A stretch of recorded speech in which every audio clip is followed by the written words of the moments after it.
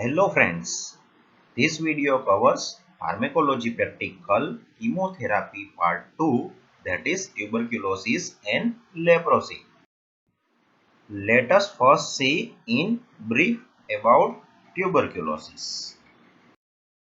Tuberculosis is chronic infectious disease mainly caused by Mycobacterium tuberculosis bacteria. The most common form of the disease is pulmonary tuberculosis, which affects lung. This bacteria may affect other organs of the body. For example, intestinal tuberculosis, bony tuberculosis. This form of tuberculosis is known as extrapulmonary tuberculosis. Smear prepared with Jaden stain showing this bacteria is diagnostic. This is known as smear positive tuberculosis. If smear is negative but clinical features and X-ray suggestive of tuberculosis, this is known as smear negative tuberculosis. These antimicrobial agents are first-line drugs for the treatment of this disease. Rifampicin, isoniazid, pyrazinamide, and ethambutol are highly effective in treatment of tuberculosis when bacteria are sensitive to these drugs. Use of injectable drug streptomycin is less and less preferred nowadays. Rifabutin and rifampicin are the drugs which can replace rifampicin in regime when you want to avoid enzyme induction related drug interaction of rifampicin. These are second line drugs for treatment of tuberculosis. Either levofloxacin or moxifloxacin and a drug from second line injectables, kanamycin, amikacin or capreomycin is added to the regime when bacteria are resistant to first line drugs. Ethionamide, cycloserine, para-aminosalicylic acid, etc. are other drugs which can be used in treatment. These drugs have either questionable efficacy or higher toxicity. Bedaquiline and delamanid are newer drugs. They are usually effective when bacteria are resistant to older drugs. They are reserved for specific cases of drug-resistant tuberculosis. In some form of tuberculosis like tuberculous meningitis, miliary tuberculosis, inflammation and adhesion are troublesome. Particularly adhesion may lead to long-term complications. Steroids are added to reduce inflammation and prevent adhesions. But remember one thing here, steroid depresses immunity. So if they are given without adequate antimicrobial cover, then infection may flare up. So give steroids only after adequate antimicrobial cover. Steroids should not be used in intestinal tuberculosis as the use may lead to perforation. Now the important part, how to start treatment. The first step is to check sample from diagnosed patient for resistance to anti-tuberculous drugs, particularly to isoniazid and rifampicin. If there is a resistance to rifampicin and isoniazid, then check sensitivity to second-line injectables and fluoroquinolones. Based on this sensitivity testing, the disease can be categorized as drug-sensitive tuberculosis or drug-resistant tuberculosis. Drug-sensitive tuberculosis can be treated by four drugs, that is isoniazid, rifampicin, pyrazinamide and ethambutol in intensive phase. Pyrazinamide is omitted and three drugs, that is isoniazid, rifampicin and ethambutol are continued in continuation phase. Duration of intensive phase is 2 months and that of continuation phase is 4 months.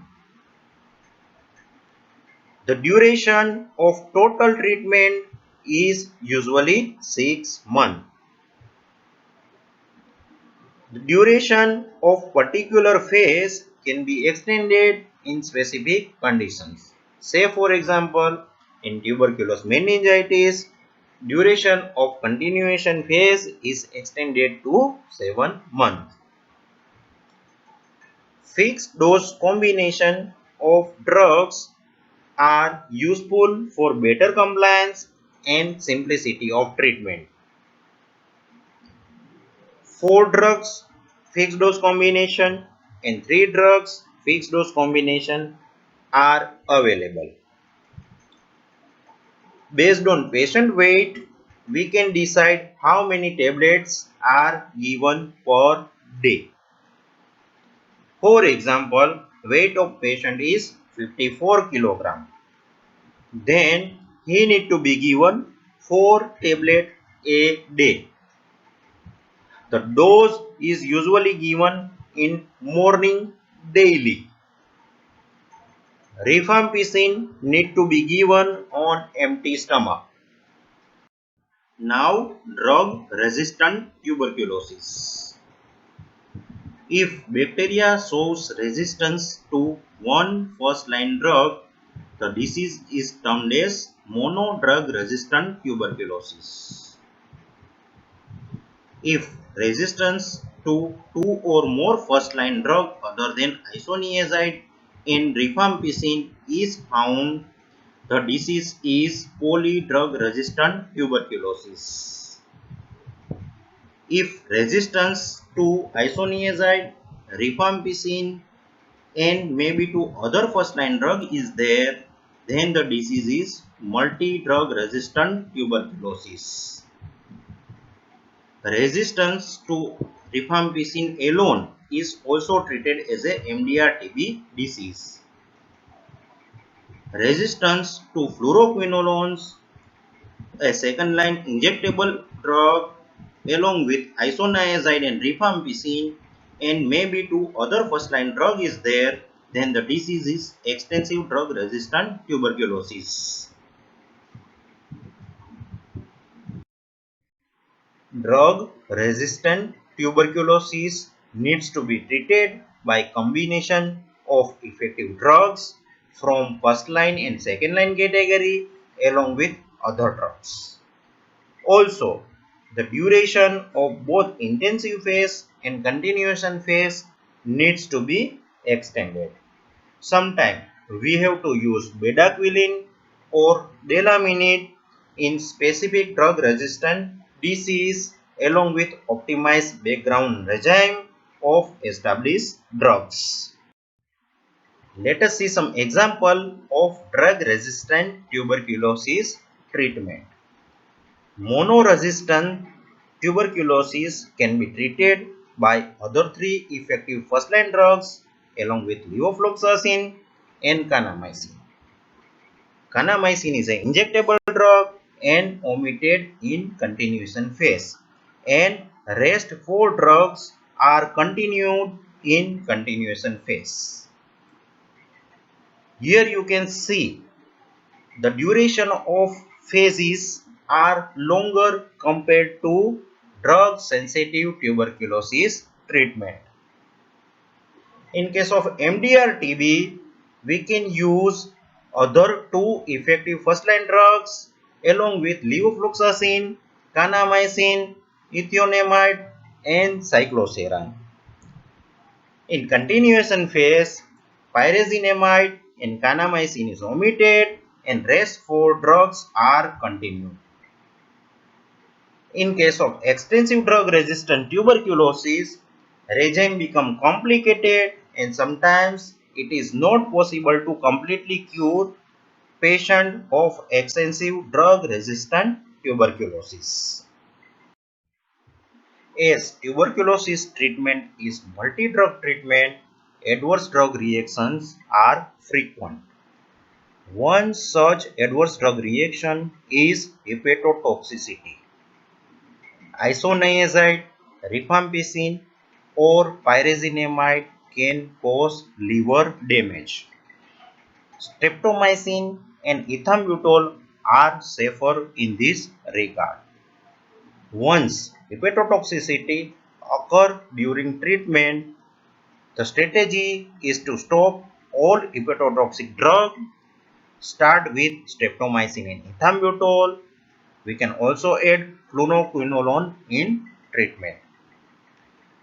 Isoniazid and rifampicin is added one by one in low dose to identify culprit. Once culprit is identified, then this drug is omitted and the treatment is continued with other drugs. Once liver damage happens, pyrazinamide is not given in the treatment. Isoniazid can cause neuropathy. So when isoniazid is given in high dose or for a longer period of time, pyridoxine is added as a prophylactic measures along with isoniazid. Ethambutol can cause visual impairment. So it is to be avoided in children whose visual problem cannot be assessed. Streptomycin can cause ototoxicity and teratogenicity. So it is not to be given in pregnant patient. The second disease covered in today's practical is pharmacotherapy of leprosy. Leprosy is caused by Mycobacterium leprae. In tuberculoid leprosy, which is also known as paucibacillary leprosy, skin lesions are 5 or less and they are usually dry. Nerve involvement is early and there are anesthetic edges. Bacillary load is less and cell mediated immunity is good.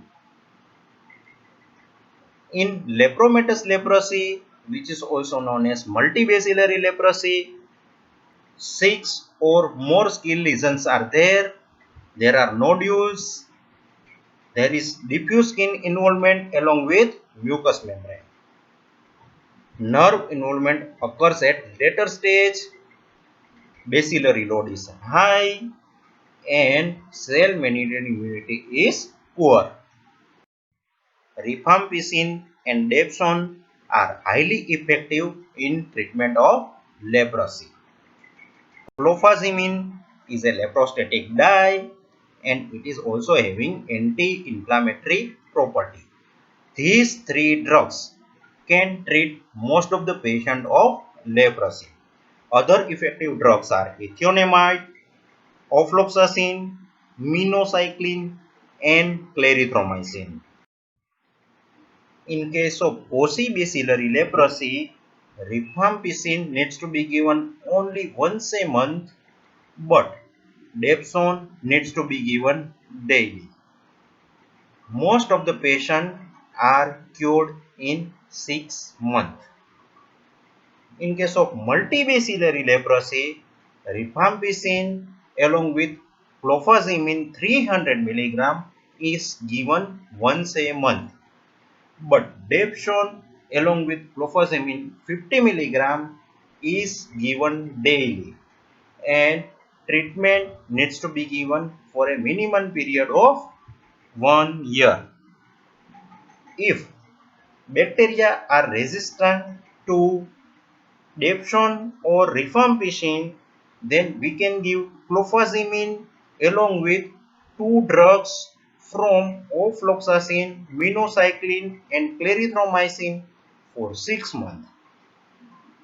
For other 18 months, clofazimine is continued and one drug from ofloxacin, minocycline or clarithromycin is given.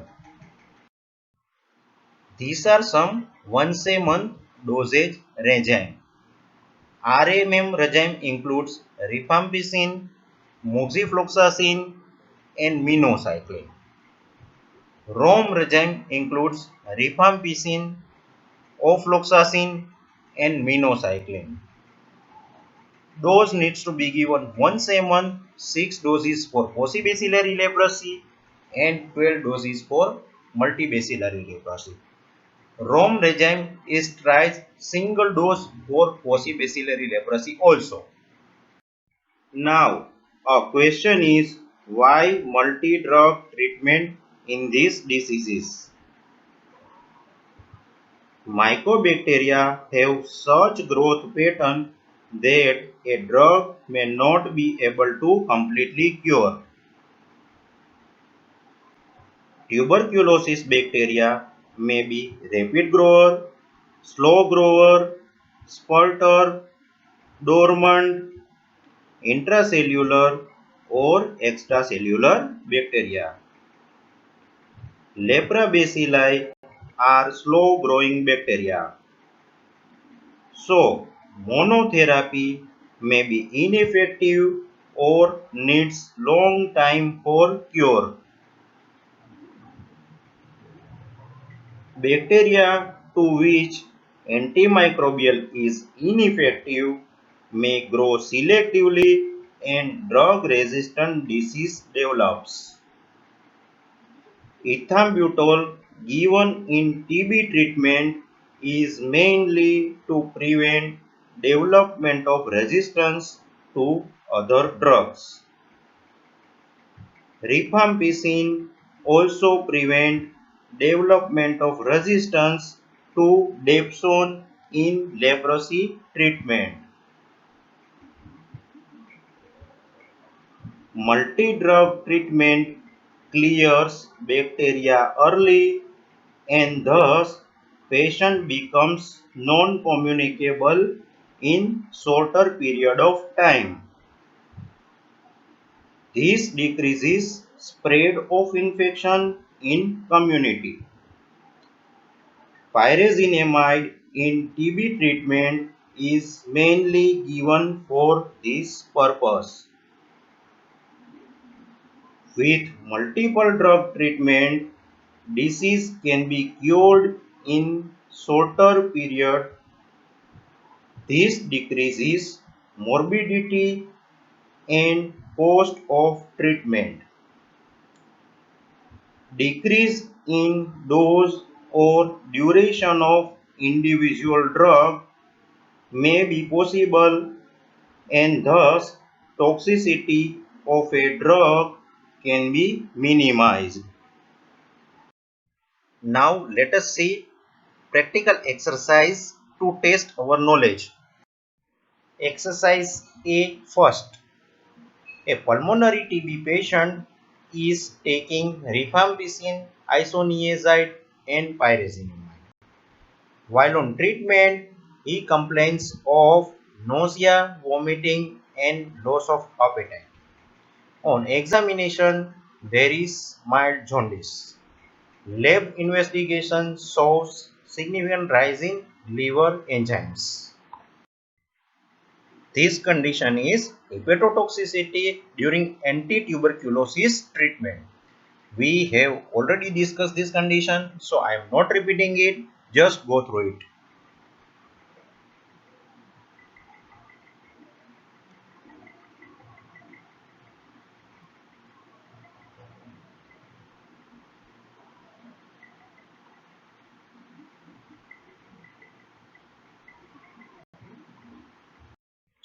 Exercise A second. Define multi-drug resistance tuberculosis and its regime with name of drugs and duration of treatment. This is again repetition of previous discussion. Just go through it.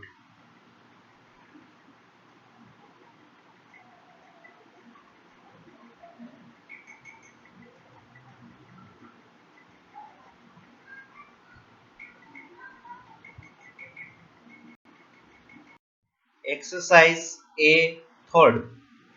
If patient is having HIV-TB co-infection, how will you proceed and which changes are required in initiation of treatment? Here, treatment of tuberculosis is as per the type of tuberculosis, drug sensitive tuberculosis or drug resistant tuberculosis. We have already discussed regime. Continuation phase may need to be extended. Pyridoxine is given along with isoniazid to prevent neuropathy. HIV infection is treated with antiretroviral therapy irrespective of CD4 count. Cotrimoxazole is given for prophylaxis against pneumocystic carrier infection as per the antiretroviral therapy guideline. If patient with tuberculosis is diagnosed HIV positive, then we should first start anti-tuberculosis treatment. Once patient becomes stable on anti-tuberculosis treatment, then we should start antiretroviral therapy. In antiretroviral therapy, efavirenz-based regimes are preferred. Nevirapine-based regime may fail because of drug interaction with rifampicin based on enzyme induction. If patient on antiretroviral therapy is diagnosed having tuberculosis, then in ART regime, nevirapine should be substituted with efavirenz. If antiretroviral therapy regime contains protease inhibitor, then in anti-tuberculosis treatment regime, we should use rifabutin in place of rifampicin. If in antiretroviral therapy regimes ritonavir is there, then rifabutin dose needs to be reduced to 150 mg thrice weekly, as ritonavir is enzyme inhibitor and increase the plasma concentration of rifabutin. Exercise B1, that is first prescription exercise. Prescribe drug therapy for a patient suffering from tuberculous meningitis. Also, compare the treatment with other form of tuberculosis treatment. If bacteria are sensitive to standard first line drugs, then HRZE plus HRE regime is sufficient. Duration of continuation phase needs to be extended to 7 months. As the disease affects nervous system and isoniazid needs to be given for a longer period of time, pyridoxine is given along with isoniazid. To reduce inflammation and to prevent adhesion, steroids are given initially. Dose needs to be tapered over a period of 2 months. FDC of standard first line drugs are available. As the weight of patient is 64 kg, 4 tablets of FDC in the morning daily is sufficient. We have already discussed differences from other tuberculosis treatment while discussing prescription. Just go through it.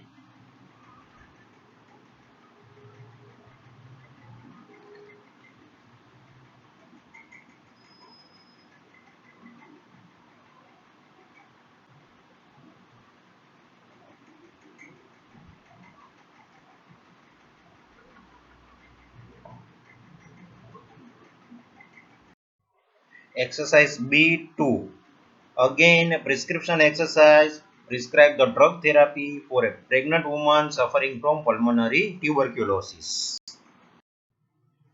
Prescription is written considering drug-sensitive tuberculosis, and regime is 2-HRZE plus 4-HRE daily.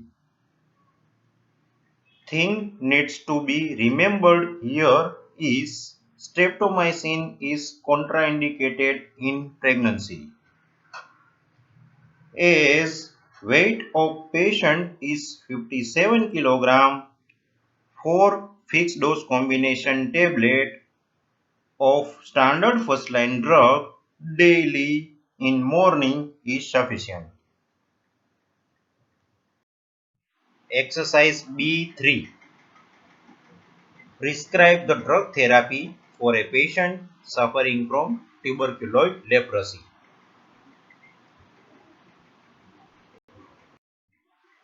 Rifampicin and dapsone are highly effective in treating leprosy. Rifampicin needs to be given only once a month, while dapsone needs to be given daily. Duration of treatment is 6 months.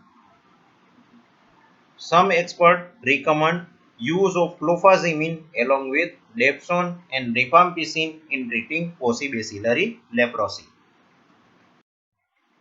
Exercise B4. Prescribe drug therapy for a patient suffering from lepromatous leprosy. Duration of treatment for lepromatous leprosy is 12 months. Daily dapsone and monthly rifampicin are same as paucibacillary treatment prescription. Third drug, clofazimine, is given in two different dosage. 300 milligram tablet once a month only and 50 milligram tablet once a day daily.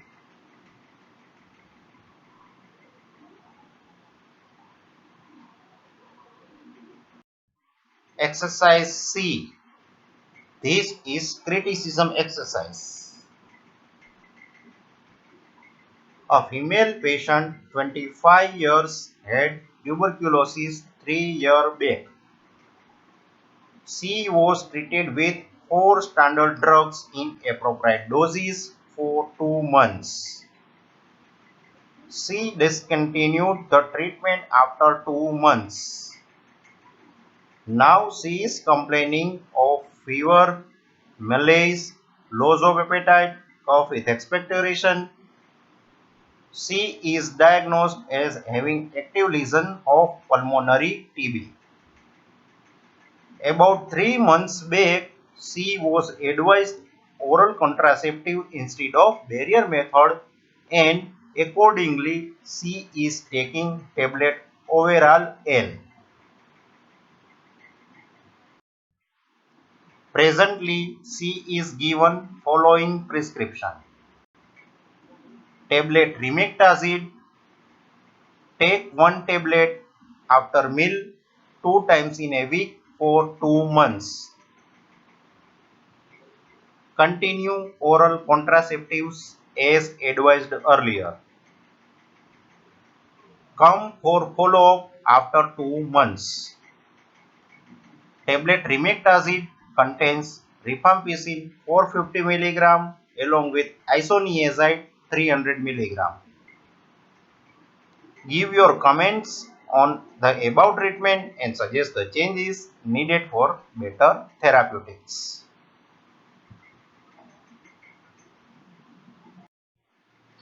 Diagnosis of patient is treatment defaulter pulmonary TB patient. First step should be drug sensitivity testing. If drug sensitive tuberculosis, then daily HRJD for 2 months in intensive phase and daily HRE for 4 months in continuous phase regime is sufficient. If drug resistant tuberculosis, then appropriate regime for drug resistant TB should be given. Two drug regime is not appropriate in either case. Twice a week administration is also not appropriate. If rifampicin needs to be given, it should be given on empty stomach. Dose usually is administered early in the morning. If rifampicin need to be given, it may cause oral contraception failure. So, dose of OC pill should be increased or patient should be switched to other method of contraception. Say for example, barrier method. Third option is rifabutin should be given instead of rifampicin in regime. Here is the correct prescription written considering drug sensitive tuberculosis. Here advice is given regarding use of barrier method of contraception. If drug sensitivity testing is not feasible, then we can use older category 2 treatment. I expect that by watching this video, you will be able to understand practical aspect of tuberculosis and leprosy treatment. Stay happy, stay healthy. Thank you.